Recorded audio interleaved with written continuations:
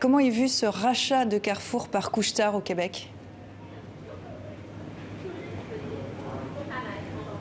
Alors ici, les réactions sont assez discrètes, je vous dirais, Sylvia, notamment au niveau du gouvernement québécois qui visiblement ne veut pas s'immiscer dans cette transaction et ces négociations, si ce n'est le ministre québécois de l'économie, Pierre Fitzgibbon, qui a indiqué que son gouvernement était en contact avec l'Élysée pour tenter de rassurer le gouvernement français et lui faire valoir que Couche-Tard serait un bon propriétaire pour Carrefour, tout comme la compagnie française Alstom est devenue un bon propriétaire pour la compagnie québécoise quand elle l'a racheté.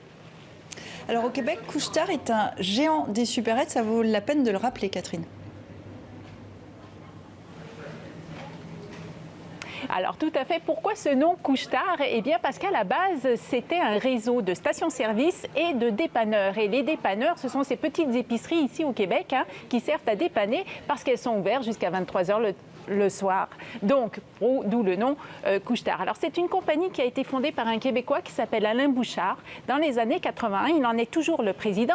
Et c'est sous son impulsion que Couche-Tard a grossi au fil des années en faisant des acquisitions importantes dans ces domaines de petites épiceries de dépannage, notamment aux États-Unis. Et maintenant, Couche-Tard, finalement, c'est une multinationale.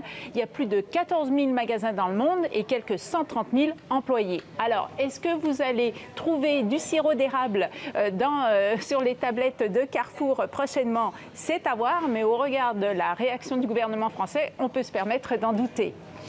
Merci Catherine pour ces précisions depuis Montréal. À bientôt.